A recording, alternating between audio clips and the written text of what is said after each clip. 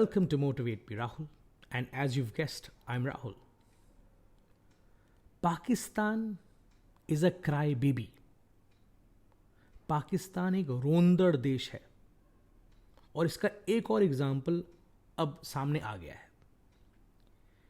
India और UAE ने एक अग्रीमेंट साइन किया था जहां से ये एग्री हुआ था कि एक direct flight between Srinagar to Sharjah होगा. इस फ्लाइट के बहुत अहमत थे हैं, बहुत इंपॉर्टेंट है. इंपॉर्टेंस ये है इस फ्लाइट की कि यूएई अब मानता है कि जो कश्मीर है वो इंटीग्रल पार्ट ऑफ इंडिया है और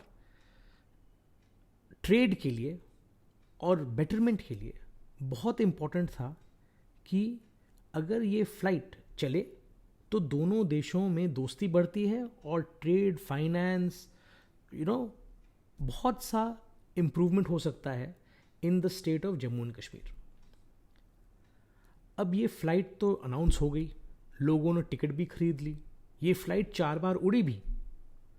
अब सुनने में आया है कि 30 नवंबर तक पाकिस्तान ने इस फ्लाइट को बैन कर दिया है या नहीं अलाउ करना है. अब इसकी फ़्लाइट प्लान बड़ी सिंपल थी. श्रीनगर से टेक ऑफ होती, ओवर लाहौर जाती और शारजा पे डायरेक्ट पहुंच जाती 3 घंटे 40 मिनट में. कोई प्रॉब्लम नहीं. इंटरनेशनल रूल भी यही कहता है कि इंटरनेशनल डोमेस्टिक फ़्लाइट के लिए आपको किसी भी कंट्री से परमिशन लेने की ज़रूरत नहीं है. हाँ, अगर मिलिट्री फ़्लाइट हो या वीआईपी फ़्लाइट हो तो आपको परमिशन लेनी पड़ती है. तो इस मायने में ना इंडिया को ज़रूरत थी ना यूएई को ज़रूरत थी ये परमिशन लेने की. और जैसे मैं कह चुका हूँ 4 बार ये फ़्लाइट उड़ चुकी है. अब what is the reason? Pakistan ने अभी तक भी कोई रीज़न नहीं दिया है कि क्यों ये परमिशन डिनाई की जा रही है. अब क्या होगा मैं आपको बताता हूँ. 1-2 महीने तक ये परमिशन नहीं मिलेगी, लेकिन जनवरी तक फिर से ये परमिशन मिल जाएगी. Because it is nothing more than, क्या कहते हैं ना, सेबर रैटलिंग. अब रीज़न क्या है? ये फ्लाइट अगर डायरेक्टली श्रीनगर से शारजा जाती तो इकोनॉमिकल फ़्लाइट है.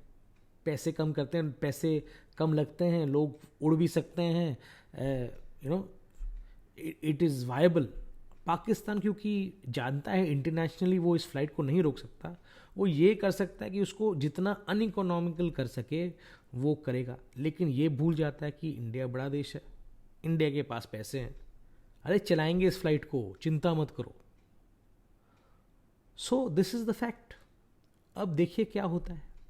मुझे लगता है ये फ़्लाइट फिर से रिज्यूम होगी और शायद 2-3 महीने में रिज्यूम फुल हो जाएगी. इंटरेस्टिंग पार्ट ये भी है क्योंकि आपने इंडिया की फ़्लाइट ज़रूर बैन की है लेकिन दूसरों देशों की कोई भी फ़्लाइट बैन नहीं की, एटलीस्ट डायरेक्ट फ़्लाइट नहीं. इसका ये मतलब तो नहीं कि कोई भी इंटरनेशनल फ़्लाइट लाहौर या पाकिस्तान के ऊपर उड़ती नहीं.